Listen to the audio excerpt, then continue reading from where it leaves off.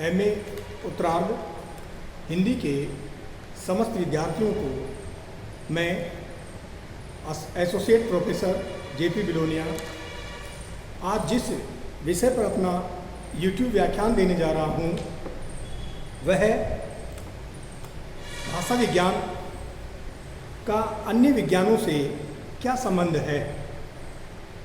प्रिय विद्यार्थियों, पिछले यूट्यूब व्याख्यान में हमने भाषा विज्ञान के अन्य विज्ञानों से संबंध में उसके गौण जो विभाग और जो शाखाएं हैं, जैसे लिपि विज्ञान, भाषा की उत्पत्ति, भाषा का वर्गीकरण, भाषा भूगोल, भाषा कालक्रम विज्ञान, भाषा पर आधारित प्रागैतिहासिक खोज, इन पर विस्तृत चर्चा की। इसके बाद गौण विभाग या शाखाओं पर हम फिर से चर्चा कर रहे हैं। जो पिछले YouTube व्याख्यान में बच गई थी उन पर हम आज फिर से पुनः चर्चा कर रहे हैं। इसके आगे के जो गौण विभाग या जो शाखाएं हैं वो निम्न प्रकार से हैं। जैसे गौण विभाग या शाखाएं, जिनमें सबसे पहला है शैली विज्ञान। हर भाषा की एक शैली विशेष अवश्य होती है। अगर शैली नहीं होगी तो हम उसे भाषा नहीं कह सकते। भाषा के लिए शैली का होना अत्यंत आवश्यक होता है। यहाँ शैली विज्ञान में एक भाषाभाषी सभी व्यक्तियों की भाषा, उस भाषा की ध्वनि, शब्द रूप तथा वाक्य रचना आदि की दृष्टि से पूर्णतः समान नहीं होती है। इसी प्रकार एक ही भाषा में लिखने वाले लेखकों एवं कवियों की भाषा में उनकी कुछ शैलीगत विशेषताएं होती है, जिनके आधार पर बतलाया जा सकता है कि कौन किसकी रचना है। हम जब सुमित्रानंदन पंत की रचनाओं को पढ़ते हैं तो अपने आप उससे हम अनुमान लगा लेते हैं कि ये सुमित्रानंदन पंत की रचनाएं हैं। वहीं हम यदि जयशंकर प्रसाद की रचनाओं का अध्ययन करेंगे तो उनकी इस रचनाओं की शैली को देखकर हम इस बात का पता लगा लेते हैं कि ये जयशंकर प्रसाद की रचनाएं हैं। जैसे कामायनी की जो शैली है, उस शैली के आधार पर हम उसे पहचान सकते हैं कि ये जयशंकर प्रसाद की रचना की पंक्तियां हैं। जैसे हिमगिरी के उतंग शिखर पर बैठ शिला की शीतल छाह है, एक पुरुष भीगे नैनों से देख रहा था प्रलय प्रवाह है। ये कामायनी का शैली का ये अंश है और इससे हम अनुमान कर लेते हैं कि ये जयशंकर प्रसाद की कामायनी, जो उनका महाकाव्य माना गया है, उसकी प्रसिद्ध रचना की पंक्तियां हैं। यहाँ काव्य भाषा का अध्ययन शैली विज्ञान का ही विषय माना गया है। इसके बाद में अगला जो गौण विभाग या जो शाखा है वह है सर्वेक्षण पद्धति। किसी भी क्षेत्र में बोली जाने वाली भाषा के विश्लेषण के लिए सामग्री को एकत्रित करने की पद्धति का अगर अध्ययन इसके अंतर्गत आता है, यह भाषा विज्ञान की अपेक्षाकृत एक नई शाखा मानी गई है। नहीं तो नहीं कहेंगे, वैसे सर्वेक्षण शुरू से ही होते चले आ रहे हैं। इसलिए भाषा कोई भी हो, चाहे वो पुरानी से पुरानी ही भाषा क्यों ना हो, उसमें सर्वेक्षण जरूर होता है। यानी खोजबीन शब्दों को एक प्रकार से ये तय करना कि ये शब्द बना कैसे है, सर्वप्रथम इसका उपयोग कहाँ हुआ और इसकी जो वर्तनी है, इसकी जो भाषा है, इसकी जो ध्वनि है, ये कब से यहाँ प्रयोग में ली जा रही है। इसमें सूचक कैसा चुने, सर्वेक्षण कैसा हो, प्रश्नावली कैसे बनाएं, सामग्री कैसे लिखी जाए और जैसे प्रश्नों पर यहाँ विचार किया जा सकता है। इसके तत्पश्चात हम अगला जो गौण विभाग या जो शाखा है वह है भूभाषा विज्ञान।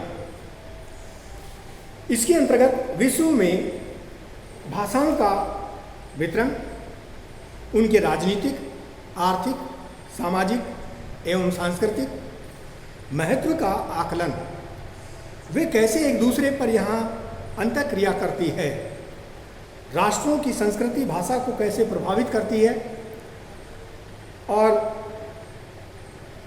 राष्ट्रभाषा या राजभाषा जैसी समस्याओं का अध्ययन इसके ही अंतर्गत सम्मिलित किया जाता है। यह भाषा विज्ञान की अपेक्षाकृत एक नई शाखा मानी गई है। प्रिय विद्यार्थियों, उपयुक्त मुख्य या गौण शाखाओं के अतिरिक्त भाषा विज्ञान के अंतर्गत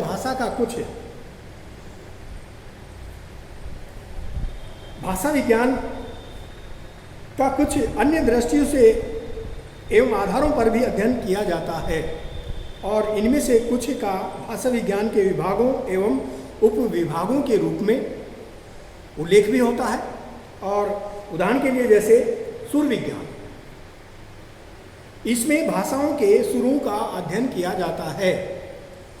भाषा शिक्षण विज्ञान अर्थात भाषा विज्ञान, इसमें भाषा में परिवर्तनशीलता, क्योंकि भाषा परिवर्तनशील है, वो है स्थायी नहीं है, वह बिल्कुल विकसित होती रहती है और परिवर्तन विकास चाहता है, इसलिए विकास तथा उसमें कारणों का अध्ययन होता है। उदाहरण के लिए आज हम महाविद्यालय शब्द को इस वर्तनी में लिखते हैं, ये भाषा के विकास का ही कारण है।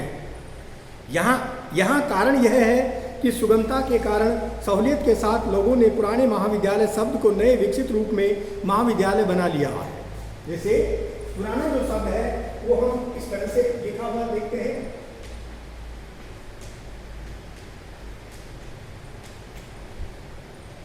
और सुगमता के आधार पर उसको वर्तमान में जिस रूप में लिखा जा रहा है वो रूप क्या है।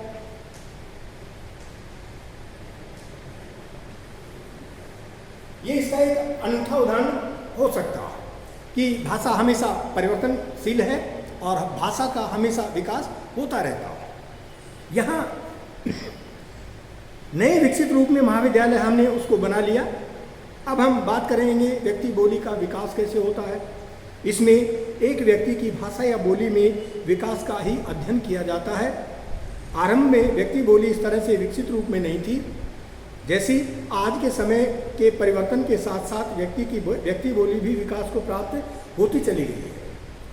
आदि मानव या व्यक्ति की बोली कुछ अलग ही प्रकार की थी। आज की आधुनिक व्यक्ति बोली काफ़ी विकसित रूप प्राप्त कर चुकी है। आदि मानव की जो व्यक्ति बोली हुआ करती थी वह शब्दों में नहीं थी, इशारों में थी, या फिर हाँ हूँ करके वो अपने भाषा के रूप को यहाँ दूसरे लोगों तक पहुँचाने का काम करता था। इसके तत्पश्चात हम चर्चा करेंगे बोली विज्ञान। इसका संबंध बोलियों के अध्ययन से माना जाता है, क्योंकि नाम ही क्या है, बोली विज्ञान। तो बोली विज्ञान में यहाँ बोलियों का ही यहाँ अध्ययन होता है और व्यक्ति बोली इसमें आ जाएगी। बोली, भाषा, उपभाषा, उपबोली, इस सब का संबंध बोली से होता है। यहाँ अलग अलग बोलियों का अध्ययन बोली विज्ञान में किया जाता है और अब हम इसकी तुलनात्मक पद्धति पर यहाँ चर्चा कर रहे हैं। इसका अर्थ यह है कि दो या दो से अधिक भाषाओं के तुलनात्मक अध्ययन एवं उस अध्ययन के ही आधार पर निष्कर्ष निकालने की एक पद्धति विशेष, वह है तुलनात्मक पद्धति। यानी तुलना, यानी दो भाषाओं की तुलना उसमें की जाए और फिर उसके अंतर्गत यहाँ उसका एक निष्कर्ष निकाला जाए। इस पद्धति पर अध्ययन एक या कई कालों का हो सकता है। यहाँ मैं एक उदाहरण आपको देना चाहूँगा। तो हम दो भाषाएं ले रहे हैं। सबसे पहली तो हम लेते हैं अंग्रेजी और दूसरी हम ले रहे हैं हिंदी। ये जो शब्द है ये दोनों ही भाषाओं में प्रयोग में लिया जाता है।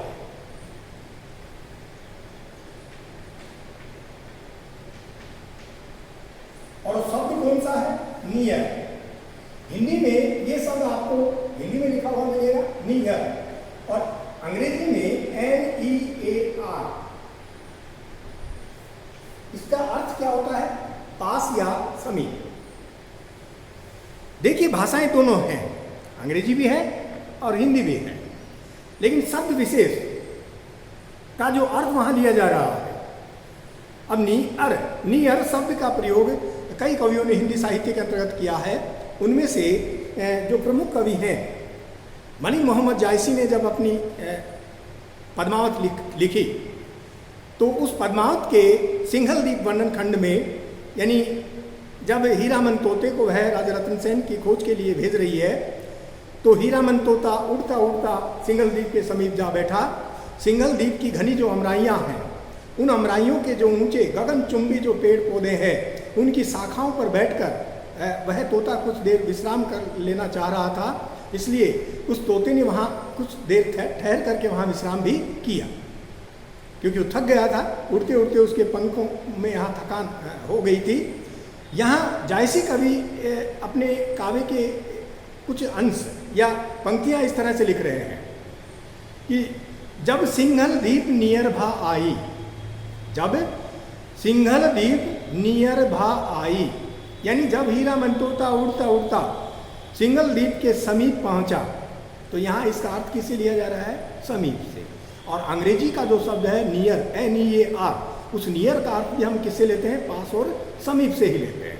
तो दोनों ही भाषाओं का जो ये शब्द है, और कवि जब इन शब्दों का प्रयोग कर रहे हैं, तो ये एक प्रकार का तुलनात्मक जो पद्धति है उसका ये विषय बन जाता है। ये एक उदाहरण मैंने आप लोगों को दिया।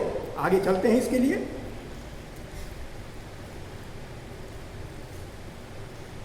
इस पद्धति पर अध्ययन एक या कई कालों का भी हो सकता है। एक काल विशेष का ही हम इसमें अध्ययन नहीं कर सकते, कई काल विशेषों का हम इसमें अध्ययन कर सकते हैं।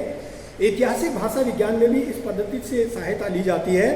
पुनर्निर्माण का अर्थ है एक परिवार की 2 या 2 से अधिक भाषाओं या बोलियों के तुलनात्मक अध्ययन द्वारा उस अज्ञात भाषा के स्वरूप का पता लगाना या उसका पुनर्निर्माण करना, जिससे वे दोनों निकली हो और जिसके स्वरूप को जानने के लिए अन्य कोई पूर्ण साधन नहीं हो। इसी तुलनात्मक और ऐतिहासिक पद्धति से इंडो हिटाइट तथा इंडो यूरोपियन, भारतीय आदि प्राचीन भाषाओं का पुनर्निर्माण किया गया। ये एक भाषा विज्ञान का प्रगाढ़ विषय माना जा सकता है। इसके बाद हम चर्चा करते हैं मेटालिंग्विस्टिक। इसका प्रयोग भाषा विज्ञान में कई अर्थों में किया जाता है, क्योंकि वे उसे भाषा विज्ञान से बाहर मानते हैं। कुछ लोग इसका प्रयोग भाषा विज्ञान के उस अंग के लिए भी करते हैं जिसमें संस्कृति के अन्य अंगों से भाषा के संबंध का अध्ययन भी किया जाता है।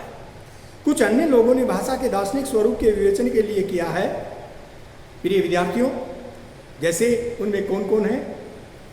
रूसो, मारिस तथा कार्नेट आदि तर्कशास्त्र में इसका प्रयोग एक चौथे अर्थ में करते हैं। वहीं से लेकर भाषा विज्ञानवेत्ता इसका प्रयोग भाषा के अध्ययन की तकनीक या शिल्प विधि, हॉगन इसे मेटा लिंग्वे कहते हैं, मेटा लैंग्वेज कहते हैं, और इसके अध्ययन के लिए इसका वो उपयोग कर रहे हैं। इसी के अंतर्गत उस भाषा तथा पारिभाषिक शब्दावली का भी अध्ययन आ जाता है जिसका भाषा के अध्ययन में प्रयोग प्राय होता है। इसे कुछ लोग मेटा रिसर्च व मेटा स्पोर्ग भी कहते हैं। ऊपर कहा जा चुका है कि अर्थ विज्ञान को कुछ लोग मेटा लिंग्विस्टिक्स कहकर उसे भाषा विज्ञान से बाहर रख देते हैं, लेकिन इसी प्रकार फोनेटिक्स को भी कुछ लोग प्री लिंग्विस्टिक मानकर इसके शुद्ध सैद्धांतिक रूप, ध्वनि उत्पत्ति, ध्वनि अवयव आदि को भाषा विज्ञान से बाहर रखना चाहते हैं। जाति भाषा विज्ञान, इसमें जाति विज्ञान और भाषा विज्ञान, इन दोनों विज्ञानों के संबंधों और आपसी प्रभावों का अध्ययन किया जाता है मेटालिंग्विस्टिक में। इनके अलावा भाषा के विविध रूप कौन कौन से हैं? जैसे भाषा, बोली, उपबोली आदि। इन रूपों के बनने के जो कारण हैं, भाषा की जो प्रकृति है तथा भाषा विज्ञान का इतिहास आदि का भी अध्ययन भाषा विज्ञान में किया जाता है। प्रिय विद्यार्थियों, इस तरह से हम भाषा विज्ञान का अन्य विज्ञानों से संबंध स्पष्ट कर सकते हैं, और उसके हमने मुख्य और गौण दोनों ही प्रकार के जो प्रमुख कारण थे या विभाग और जो शाखाएं थी, उनके बारे में विस्तृत रूप से यहाँ YouTube व्याख्यानों में बहुत विस्तार से जान लिया है। इसके बाद कुछ गौण हैं, कुछ मुख्य थी। यहाँ इन सब के कारण ही आज भाषा निरंतर विकास के मार्ग पर अग्रसर हो रही है। भाषा जितना चलेगी उतना ही उसका एक नया रूप हमारे सामने उभर करके सामने आएगा। यह बात तो निश्चित है कि भाषा विज्ञान की तरह नित्य नए नए रूपों में आज हमारे सामने विकसित रूप धारण करती जा रही है, और युग, समय व परिस्थितियों के हिसाब से वह बदल रही है। जैसे फिर एक उदाहरण मैं देना चाहूंगा। तिल जो शब्द है, तिल, अभी तेल जो शब्द बना है वो तिल से बना है।